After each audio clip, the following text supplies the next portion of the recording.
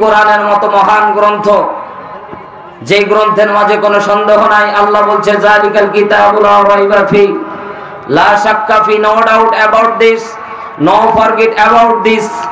আল্লাহ তাআলা এই কোরআন এমন ভাবে নাজিল করেছে, আগেও কেউ ভুল ধরতে পারেনি, ভবিষ্যতেও কেউ পারবে না। কথা বলেন ঠিক কিনা? তাহলে এই কোরআনের মতো দামি একটি গ্রন্থ আগেও নাজিল হয়নি, ভবিষ্যতেও কেউ বানাতে পারবে না। এ ব্যাপারে আপনারা একমত না দ্বিমত?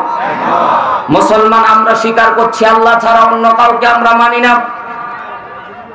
বিশ্বনবী আমাদের মডেল, বিশ্বনবী আমাদের আদর্শ। কোরআনকে আমরা গাইডলাইন মানি, জীবন বিধান মানি। তবে বলতে চাই এই 90% মুসলমানের দেশে আমাদের এই কোরআনকে বাজেয়াপ্ত করে দিয়ে, সমাজের বুকে কোরআনের শিক্ষাকে দমিত করে দিয়ে, আমাদের সমাজে সমকামিতাকে জারি করে দিয়ে, কোরআনকে অপমানিত করে, আল্লাহ তাআলাকে ছোট করে, রাসূলের আদর্শকে বুলুণ্ঠিত করে দিয়ে যারা এই জাতির সন্তানদেরকে জাগ্রত করতে চাই, বলতে চাই সময়ের ব্যবধানে তাদেরকে মুসলমান যদি না রুখে ভবিষ্যৎ মুসলমান বলে দাবি করবেন, এই সুযোগ থাকবে না। কথা বলেন ঠিক কিনা?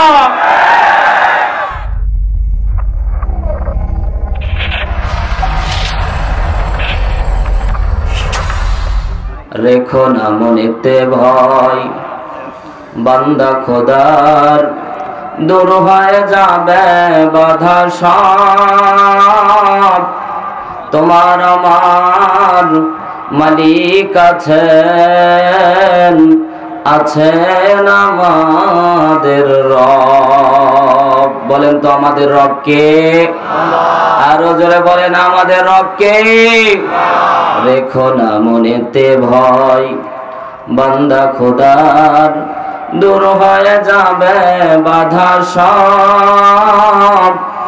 তোমার আমার মালিক আছেন, আছেন আমাদের রব। জান্নাতুল ফেরদৌস জামে মসজিদের উন্নয়ন কল্পে ষষ্ঠ বার্ষিকী আজকের মোতাবারক মাহফিলের মুআজ্জাজ সম্মানিত সভাপতি জনাব মোহাম্মদ আমজাদ হোসেন সাহেব, সহসভাপতি জনাব মোহাম্মদ মুআজ্জেম হোসেন সাহেব, প্রধান অতিথি জনাব মোহাম্মদ মোশাররফ হোসেন সাহেব, এছাড়াও আমন্ত্রিত অতিথিবৃন্দ। আমার পূর্বে কথা বলেছেন আপনাদের অত্র এলাকার সম্মানিত বিশিষ্ট আলেমে দ্বীন হযরত মাওলানা মুফতি মাহমুদুল হোসেন সাহেব। কথা বলেছে আমার বন্ধু উদীয়মান তরুণ আলোচক হযরত মাওলানা হাফেজ আরিফুল ইসলাম আরিফি সাহেব। এছাড়াও আমার পরে কথা বলবেন সারা বাংলার নন্দিত মুফাসসির, যার কণ্ঠে তাফসীর শোনার জন্য আমরা হয়তো চাতক পাখির ন্যায় বসে আছি, আমাদের সম্মানিত প্রিয় মুফাসসির মুফতি আমির হামজা কুষ্টিয়া। দোয়া করি আল্লাহ তাআলা হুজুরের ছায়াকে দীর্ঘ করে দেখ এবং নেক হায়াত দান করুন। আসতে বলেন না আমিন। এছাড়াও মঞ্চ উপবিষ্ট দিদার উলামা হযরত, আমার সামনে দিনদার, ইমানদার, প্রাণপ্রিয়, কোরআনপ্রিয় খালিদ তারিক সাইফুল্লাহর উত্তরসূরি নওজোয়ান যুবক ভাইয়েরা, মুরব্বী বাবাজিরা, স্নেহের কচিকাচারা, পর্দানিশী মা এবং বোনেরা, আইন শৃঙ্খলায় নিয়োজিত প্রশাসনের বিভিন্ন সেক্টরের ভাইরা, সাংবাদিক বন্ধুগণ এবং আমার সম্মানিত মিডিয়ার ভাইরা, সকলকে আন্তরিক শুভেচ্ছা এবং অভিনন্দন। ইসলামের রীতি এবং নীতি অনুযায়ী সালাম, আসসালামু আলাইকুম ওয়া রাহমাতুল্লাহি ওয়া বারাকাতুহু। সর্বপ্রথম মহান আল্লাহ রাব্বুল আলামিনের আলিশান দরবারে কালিমাতুর শুকরিয়া আদায় করছি যে মহান আল্লাহ তাআলা আপনাকে আমাকে দয়া করে, মায়া করে আজকের এই মুতাবাররাক মাহফিলে আসার এবং বসার তৌফিক দান করলেন। এজন্য আপনারা খুশি না বেজার? জোরে বলেন খুশি না বেজার? যদি হন খুশি আওয়াজ দিতে হবে একটু বেশি উঁচু করে, কাল্লা জবান খুলে একবার বলেন আলহামদুলিল্লাহ। আরো জোরে মুসলমানের মতো আওয়াজ তুলে বলেন আলহামদুলিল্লাহ। লক্ষ কোটি দুরূদ আর সালাম বিশ্ব মানবতার মুক্তির দূত সাইয়্যিদুল মুরসালিন খাতামান নাবিয়িন যে নবীর আনিত আদর্শের মধ্যে রয়েছে সুখ আর শান্তি, পরকালে মুক্তি, যে নবীর আদর্শ বাস্তব জীবনে মেনে জান্নাতের গ্যারান্টি, সেই নবীর শানে সকলে দরুদ পেশ করছি, সকলে বলছি সাল্লাল্লাহু আলাইহি ওয়াসাল্লাম। সম্মানিত হাজিরিন, সময় যেহেতু বেশি নাই, অল্প সময়ের ভিতরে আমাদের প্রিয় নন্দিত মুফাসসির মুফতি আমির হামজা ভাই আসবেন। এজন্য ভূমিকা ছাড়াই আমি আপনাদের খেদমতে কিছু কথা কোরআন এবং হাদিস থেকে বলার চেষ্টা করব। যুগ এবং সন্ধিক্ষণের দিকে তাকিয়ে ঈমান বাঁচানোর জন্য কিছু কথা হবে। আল্লাহ তাআলা বক্তা এবং শ্রোতা উভয়কে কবুল করুন, বলেন আমিন। সম্মানিত হাজিরিন, আমি আপনাদের সামনে 3টি প্রশ্ন করব। জোরে বলেন কয়টি? 3টি প্রশ্নের জবাব দিবেন। ভয় পাওয়ার দরকার নাই। আমরা দুনিয়ার কাউকে ভয় করি না। মুসলমানের মতো আওয়াজ তুলে বলেন আমরা ভয় করি কাকে? আরো জোরে বলেন আমরা কাকে ভয় করি? আমরা মুসলমান, আমরা আল্লাহকে ভয় করি। আমরা কোনো বাতিল চক্ষুর রণচক্ষুকে আমরা ভয় পাই না। কথা বলেন ঠিক কিনা? জোরে বলেন ঠিক কিনা? এর জন্য প্রথমে আমি প্রশ্ন করতে চাই, আল্লাহ তাআলা এই পৃথিবীর বুকে মানব সৃষ্টি করলেন, আমাদের রব আল্লাহ, এ ব্যাপারে কোনো সন্দেহ আছে? একমত না দ্বিমত? আল্লাহ আমাদের রব, আল্লাহ আমাদের মালিক, আল্লাহ আমাদের খালিক, সবকিছু আল্লাহ তাআলা পরিচালিত করে। এ ব্যাপারে আপনারা একমত না দ্বিমত? 1 নাম্বার প্রশ্ন। যেহেতু আপনারা একমত দিলেন, 2 নাম্বার প্রশ্ন হচ্ছে, এই পৃথিবীতে যত মানব এসেছেন এবং ভবিষ্যতে আসবেন, বিশ্ব নবী সাল্লাল্লাহু আলাইহি ওয়াসাল্লামের মতো আদর্শবান ব্যক্তি এই পৃথিবীতে আগেও আসেনি, পরেও আসবে না। এই ব্যাপারে একমত না দ্বিমত? জোরে বলেন একমত না দ্বিমত? যারা বলছেন না, মনে হয় আপনারা সন্দেহ আছে। হ্যাঁ, যদি সন্দেহ করেন ঈমান হারা হয়ে যাবেন। রোজা ভঙ্গের কারণ যেমন আছে, নামাজ ভঙ্গের যেমন কারণ আছে। কালকে আপনারা যারা চিরির বন্দরে মুফতি আমির হামজা ভাইয়ের আলোচনা শুনেছেন এবং লাইভ দেখেছেন, ঈমান ভঙ্গের কারণ 10টি। এই 10টা কারণ যদি আপনার মাঝে থাকে, আপনার ঈমান ভেঙে যাবে, আপনি টেরও পাবেন না। আপনি মুসলমান হিসেবে নিজেকে দাবি করলেও আল্লাহর দরবারে আপনি মুসলমান থাকতে পারবেন না। তাহলে রাসূলের মতো আদর্শবান ব্যক্তি আগেও ছিল না, পরেও আসবে না। এ ব্যাপারে আপনারা একমত না দ্বিমত? 3 নাম্বার, এই যে একটি কিতাব আমার হাতে দেখতেছেন, মহব্বতের সাথে বলেন এই কিতাবের নাম কি? এই ভলেন্টিয়ার ভাইরা, এই মায়েরা, আপনারা এখানে কেন? ওমা, আপনারা এই ভলেন্টিয়ার ভাইরা কি মহিলারা এখানে কে?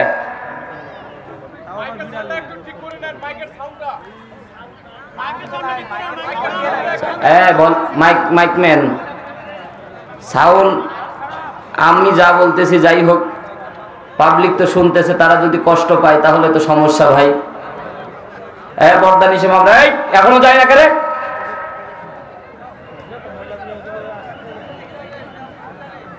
3 নাম্বার, ভাই এদিকে একটু তাকান, আমার দিকে নজর আছে তো ইনশাআল্লাহ? লিল্লাহে তাকবীর, লিল্লাহে তাকবীর। 3 নাম্বার, আমার হাতে যে কিতাব দেখতেছেন তার নাম কি? আরো জোরে বলেন।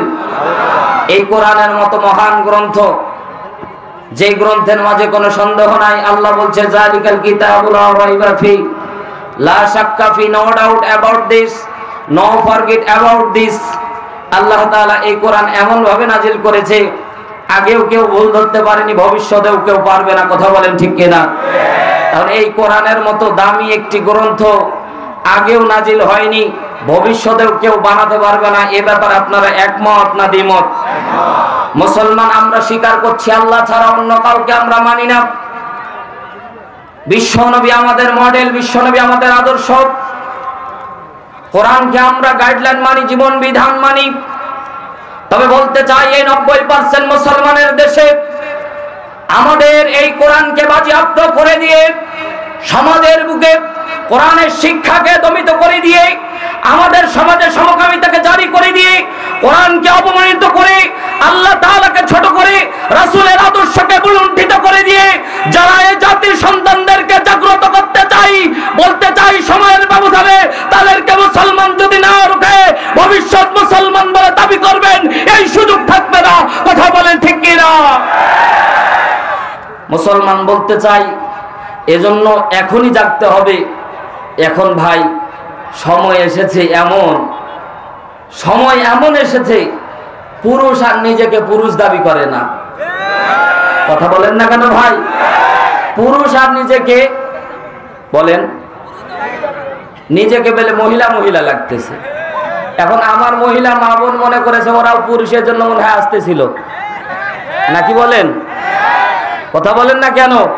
এতগুলো পুরুষ, তারপরে ওরা সাহস দেখতেছেন কত। আল্লাহু আকবার। ওরা মনে হয় ট্রানজান্ডার অলরেডি ট্রান্সফার করে ফেলেছে। আমাদেরও পুরুষ পুরুষ ভাব লাগে, হুজুর আমরা মহিলা প্যান্ডেলে থাকবো না, আমরা পুরুষ প্যান্ডেলে। ও ভাই আসতে দিবেন? এখানে যদি না দেন তাহলে ওই পরিবর্তন হলেও যারা করতে চায় বুঝতে হবে এই সমাজ থেকে ইসলাম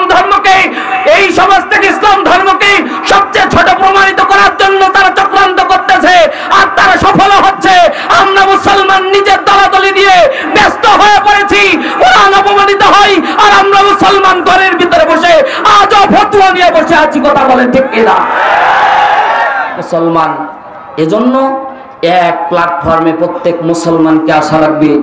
দলদারি ভাই একজন আরেকজন দলদারি যে যার মতো পছন্দ করতে পারবেন, কিন্তু আনা আকিমুদ্দিন ওয়ালা তাতাফাররাকু ফি, দিন কায়েমের ব্যাপারে কোন মুসলমান মতপার্থক্য করতে পারে না। কথা বলেন ঠিক কিনা? চিল্লায়া বলেন ঠিক না বেঠিক? মুসলমান আজকে আপনাদের খেদমতে আমি আয়াতে কারিমা তেলাওয়াত করেছি একটি, সূরাতুস সফ 4 নম্বর আয়াতে কারিমা একটি আয়াত তেলাওয়াত করেছি। সারমর্ম সারনির্যাস সামনে নিয়ে মুসলমানদেরকে এক হওয়ার জন্য আজকে আমার আহ্বান থাকবে। আল্লাহ রাব্বুল আলামিন সকলকে দ্বীনের জন্য কবুল করুন, জোরে বলেন আমিন। ভাই সমাজ, আমাদের দিন যত যাচ্ছে আমাদের পরিবর্তন তত হচ্ছে। আগেকার সময় মহিলা মা বোনেরা জায়নামাজ আর তাসবিহ দানা টিপতে টিপতে ক্ষয় করত, আর বর্তমানে রিমোট টিপে টিপে ক্ষয় করে। কথা বলেন ঠিক কিনা? আমরা সকাল বিকাল আগেকার মুরব্বীদের দেখলাম নামাজ পড়ার পরে অনেক লম্বা সময় বসে তাসবিহ তাহলিল করত, আর এখন এমন ফতোয়া কিছু শায়েখেরা দিচ্ছে যে ফরজ নামাজ পড়ে একবার রকেট বরাবর দৌড় দিয়ে চলে যায়। কথা বলেন না কেন মুসলমান? এখন আর সুন্নাতেরও কোনো গুরুত্ব দেওয়া হয় না, নফলেরও গুরুত্ব দেওয়া হয় না। ও ভাই আপনাদের ঈমান আছে কি গেছে একটা জিনিস প্রমাণ করি। বলেন তো ফরজ নামাজ কার জন্য? আসতে বলেন, জোরে বলেন কার জন্য? সুন্নাত নামাজ কার জন্য? আর নফল নামাজ কার জন্য? আমরা জানি ফরজ নামাজ আল্লাহর জন্য, সুন্নাত নামাজ রাসূলের জন্য, নফল আমার জন্য। এটা যারা বিশ্বাস করেন আপনার ঈমান চলে গেছে। আল্লাহ রাব্বুল আলামিন বলেন, কুল ইন্নাস সালাতি ওয়া নুসুকি ওয়া মাহইয়ায়া ওয়া মামাতি লিল্লাহি রাব্বিল আলামিন। আরো জোরে বলেন আল্লাহু আকবার। আল্লাহ রাব্বুল আলামিন বলেন, হাবিব আপনি বলে দেন, কুল ইন্নাস সালাতি, নিশ্চয় আমার নামাজ, ওয়া নুসুকি আমার কুরবানি, ওয়া মাহইয়ায়া আমার মৃত্যু, ওয়া মামাতি আমার জীবন, ওয়া মামাতি আমার মরণ, লিল্লাহি রাব্বিল আলামিন। সব কিছু কার জন্য? ফরজ আল্লাহর জন্য, সুন্নাত আল্লাহর জন্য, নফল আল্লাহর জন্য, নিজের জন্য সবই তো নিজের জন্য। ও ভাই নামাজ পড়লে কি আল্লাহর লস বা লাভ কোনোটা আছে? জোরে বলেন না কেন? নামাজ পড়ি আমরা কবরের ভিতরে শান্তি পাওয়ার জন্য, জান্নাত পাওয়ার জন্য, আল্লাহর রেজাবন্দি খুশি করার জন্য, আল্লাহকে খুশি করার জন্য। কথা বলেন ঠিক কিনা? সম্মানিত ভাইয়ার আমার, ফরজ আদায় না করলে শাস্তি পাওয়া লাগবে, সুন্নাতে মুআক্কাদা আদায় না করলে গুনাহগার হওয়া লাগবে।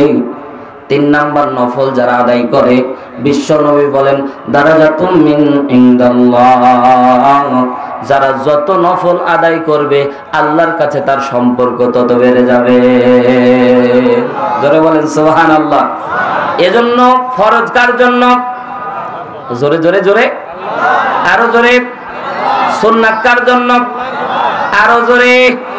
এক আঙ্গুল আকাশের দিকে উঁচু করে বলেন কার জন্য? নফল কার জন্য? আজকে থেকে কোশ্চিন কালেও বলবেন না সুন্নাত রাসূলের জন্য। রাসূল আবার নামাজ নিয়ে কি করবে? নফল আমার জন্য, আমি নামাজ নিয়ে কি করব? ও মুসলমান, গভীর মনোযোগ দেন। আমরা যত দিন যাই আমরা আল্লাহ থেকে অনেক বেশি দূরে সরে যাচ্ছি। কথা বলেন ঠিক কিনা? সম্মানিত ভাইয়ের আমার, আল্লাহ রাব্বুল আলামিন বিশ্ব নবীর উপরে সূরাতুস সাফ 14টা আয়াত বিশিষ্ট একই বৈঠকে বিশ্ব নবীর উপর 14টি আয়াত নাজিল হয়েছিল সূরাতুস সাফ। এই সূরা সাফের ভিতরে আল্লাহ রাব্বুল আলামিন বান্দাকে দুনিয়ার সবচেয়ে দামি আমলটা শিক্ষা দিচ্ছে। চিৎকার দিয়ে বলেন না আল্লাহু আকবার। সবচেয়ে দামি আমল আল্লাহ রাব্বুল আলামিন বলেন, হাবিব সাহাবীরা, এই আয়াত সূরা যখন নাজিল হয় প্রায় 18টার বেশি শানে নজুল এই সূরা সম্পর্কে। এই সূরা সম্পর্কে আল্লাহ রাব্বুল আলামিন বলেন 18র অধিক তাফসীরের মধ্যে শানে নজুল এসেছে এই সূরা সম্পর্কে। বিশ্বনবীর অসংখ্য সাহাবীরা এই সূরা সম্পর্কে শানে নজুল বর্ণনা করেছেন। মুসলমান গভীর মনোযোগ দেন, একটা শানে নজুল আপনাকে বলতেছি, তারপরে আমরা মূল আলোচ্য বিষয়ের দিকে চলে যাব। গভীর মনোযোগ দেন। বিশ্বনবীর 10 থেকে 12 জন সাহাবী, জোরে বলেন কতজন? আরো জোরে। 10 থেকে 12 জন সাহাবী বিশ্বনবী সাল্লাল্লাহু আলাইহি ওয়াসাল্লামের, তারা নিজেদের মধ্যে আলাপ করতেছিল। আলাপের ধরনটা এমন ছিল, একজন সাহাবী আর একজন সাহাবীকে বলতেছিল, ও আল্লাহ রাসূলের সাহাবীরা নাম ধরে ধরে বলতেছিল, বন্ধুরে আমরা রাসূল সাল্লাল্লাহু আলাইহি ওয়াসাল্লাম 3টা জিনিস ভালোবাসে। জোরে বলেন কয়টা? 3টা জিনিস রাসূল ভালোবাসে। 1 নাম্বার আল্লাহর নবী সুগন্ধি ভালোবাসে। 2 নাম্বার আল্লাহর নবী সাল্লাল্লাহু আলাইহি ওয়াসাল্লাম নামাজ ভালোবাসে। 3 নাম্বার আল্লাহর নবী সাল্লাল্লাহু আলাইহি ওয়াসাল্লাম কন্যা সন্তানদেরকে ভালোবাসতেন। সুবহানাল্লাহ বলেন। আল্লাহর নবী 3টা জিনিস পছন্দ করেন। আমরা জানি, আমল করতে পারি। আমরা যদি জানতে পারতাম আমার আল্লাহর কাছে কোন আমলটা প্রিয়, আমরা যদি জানতে পারতাম তাহলে আমল করতে পারতাম। আল্লাহ রাব্বুল আলামিন সাহাবীদের এই বৈঠকটা যখন হচ্ছিল, বলেন দেখি আমার আল্লাহ শুনেছিল কি শুনেনি? জোরে বলেন না কেন? আমি দৃষ্টি আকর্ষণ করছি ভলেন্টিয়ার ভাইদের, মাহফিল কমিটি স্বেচ্ছাসেবক যারা আছে, মহিলা প্যান্ডেল কি ভরে গেছে নাকি? তো ভরে গেছে। পর্দা, এইভাবে পর্দা দেওয়ার ব্যবস্থা করেন। এইভাবে থাকলে তো ভাই এই তাফসীর মাহফিল আমরা যে উদ্দেশ্যে মানে এসেছি ওই উদ্দেশ্য তো হাসিল হবে না। কারণ এইভাবে যদি তারা এই যে জমির ভিতরে বসে থাকে ফাঁকা ময়দানে, যুবকেরা তো মাহফিল না করে ওইদিকে টাঙ্কি মারতেছে। এ কথা বলেন না কেন যুবক ভাইরা?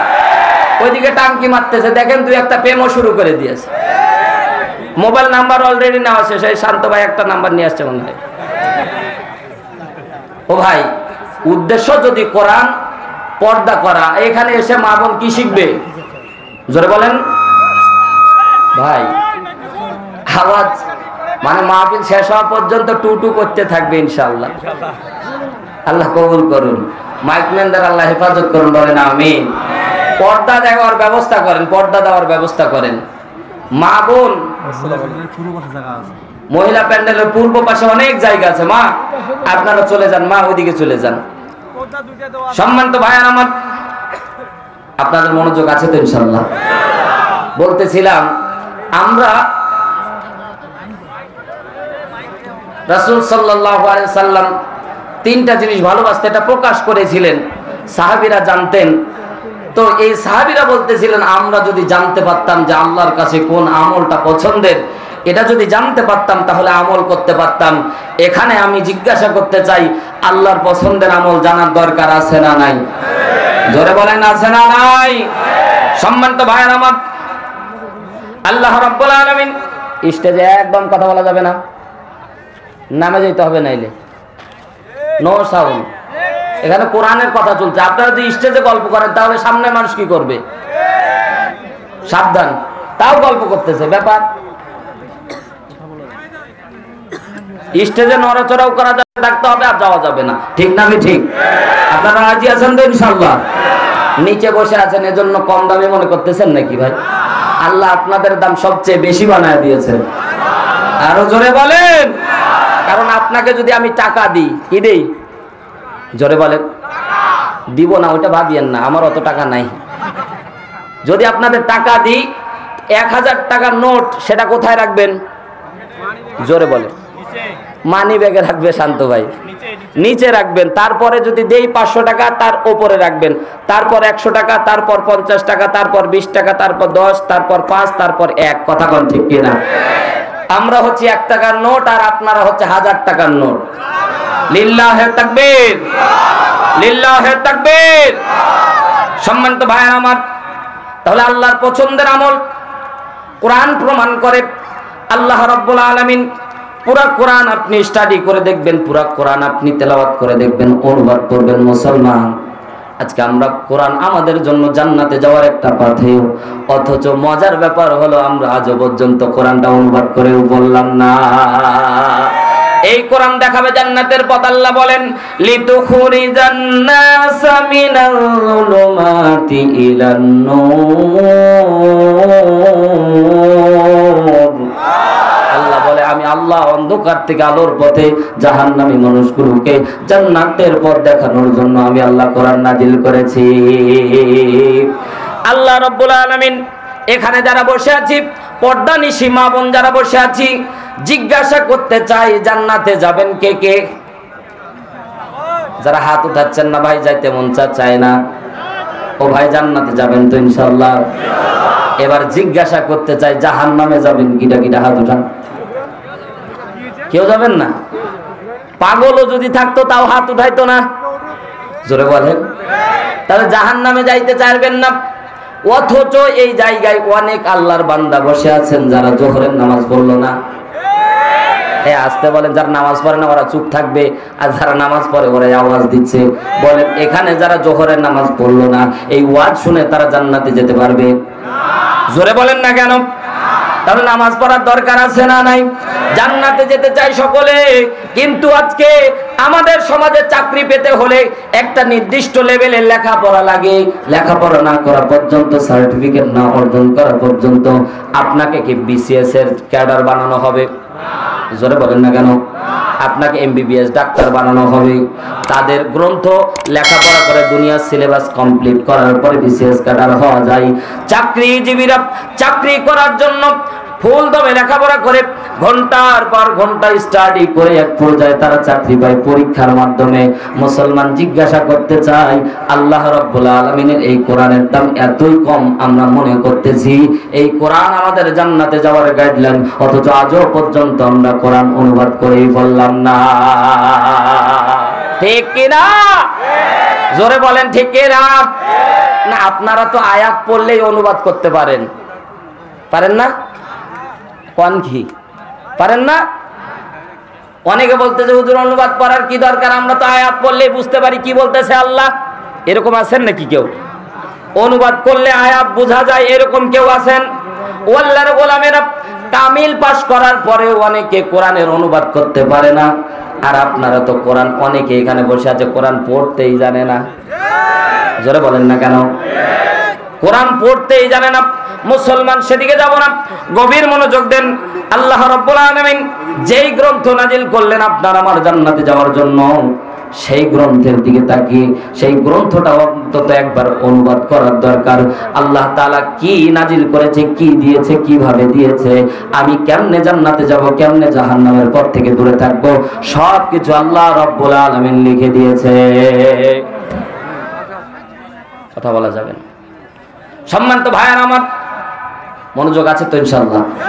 আমি আবার অনুরোধ করছি স্টেজে, ভাই আমরা কিন্তু ওই ঘটনা জানি না, আয়াত পড়ব, অনুবাদ করব, তাফসীর থেকে কিছু কথা বলবো ইনশাআল্লাহ।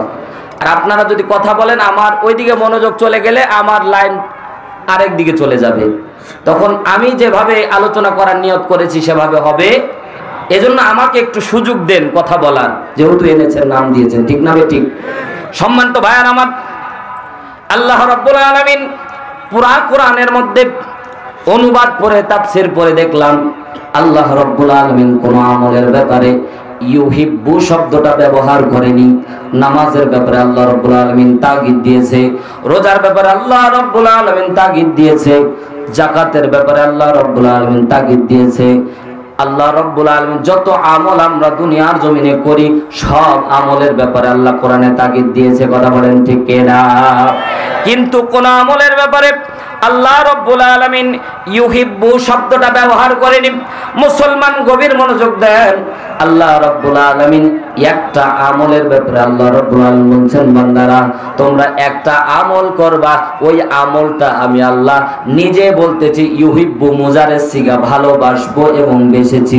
যারাই এই আমলটা করবে আমি আল্লাহর কাছে পছন্দের মানুষ হয়ে যাবে। বিশ্বনবীর সাহাবীরা বিশ্বনবীর দরবারে আসতেছে, এখনো মনের অব্যক্ত কথাগুলি বলেনি। বিশ্বনবী মসজিদে নববীতে বসে আছে।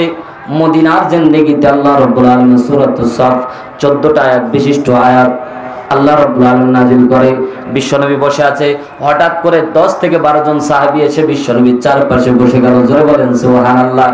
সাহাবীদের একটা বড় গুণ ছিল, বিশ্বনবীর কাছে আসা মাত্র উচ্চ স্বরে তারা কথা বলতো না, এসে নরম স্বভাবে সালাম দিয়ে যে যার মতো বসে যেত, মাথাটা নিচু করে থাকতো।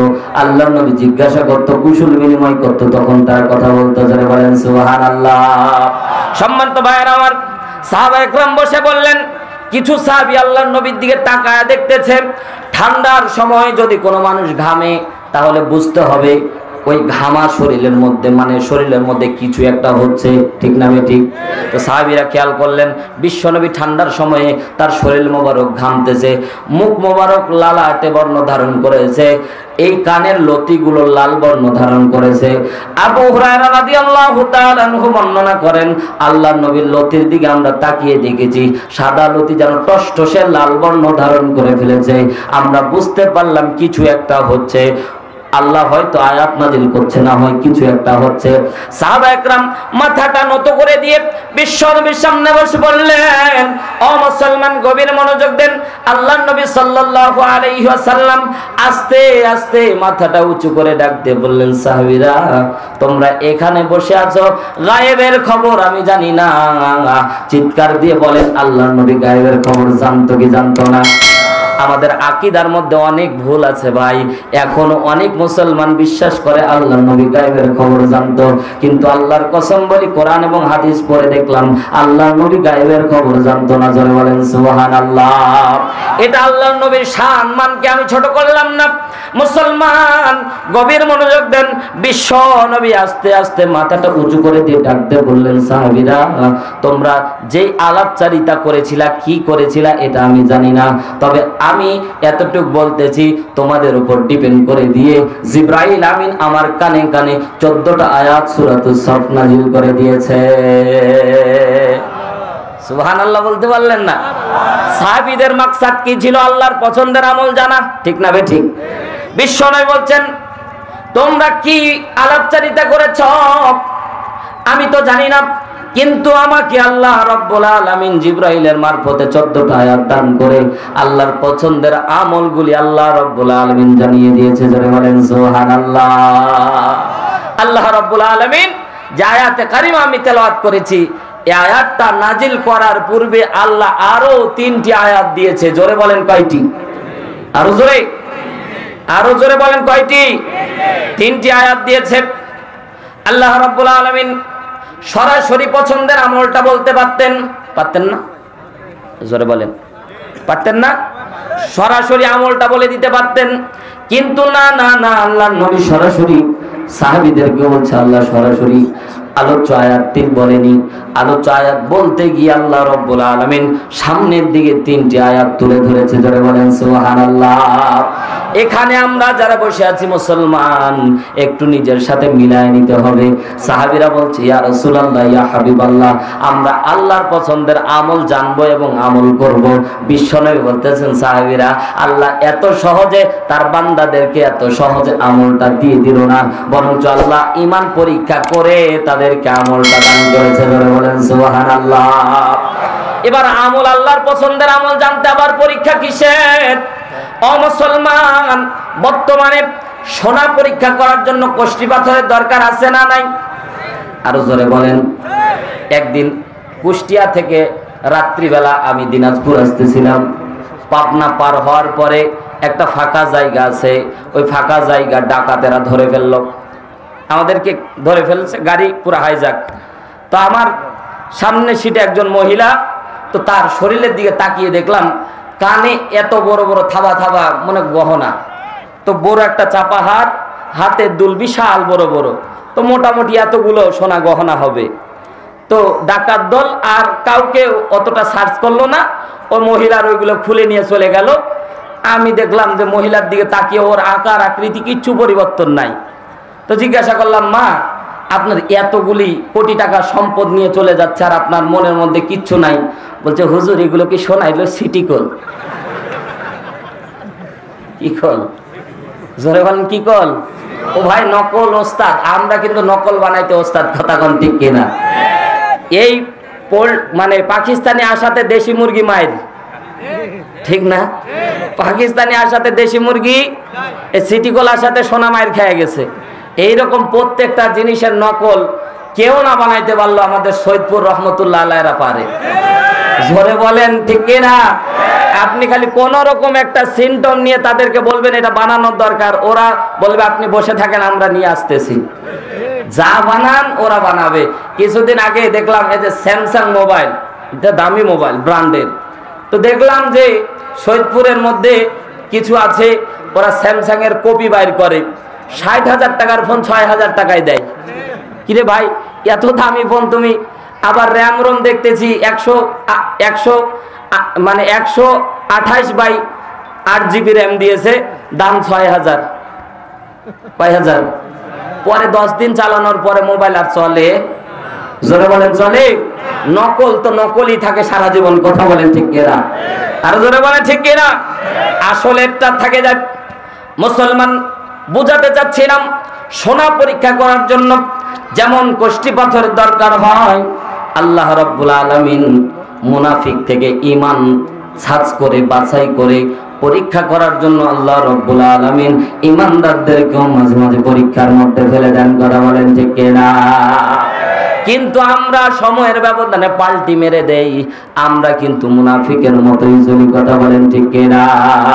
দলদারি যেদিকে, পানি যেদিকে, আমরাও যাই। নাচতে বলেন, আপনারা যান না? এজন্য কন্যা কোন রকম দল পরিবর্তন হয়েছে, আমরা ওই দলের কর্মী। এজন্য বলেন না কেন? আর কিছু সংখ্যক কর্মী আছে জীবন দিতে রাজি, দলের পক্ষেই থাকবো। কথা বলেন, ঠিক কিনা? আরো জোরে বলেন, ঠিক কিনা? তবে বলতে চাই, দুনিয়ায় যত দল করো না কেন, আমার আল্লাহর কাছে একটা পছন্দের দল আছে। জোরে বলেন, কয়টা? একটা পছন্দের দল আছে। যত দল মত নির্বিশেষে আল্লাহ বলে, আমার দল হচ্ছে কোরআনের পক্ষে যারা থাকে, এরা হচ্ছে একটা দল। জোরে বলেন সুবহানাল্লাহ। আর বাকি যত তাগুতি শক্তি আছে তারা একটা দল। সম্মানিত ভাইয়েরা আমার, আল্লাহ রাব্বুল আলামিন মুনাফিকদের থেকে ঈমানদারদেরকে আল্লাহ তাআলা আলাদা করতে চেয়েছেন।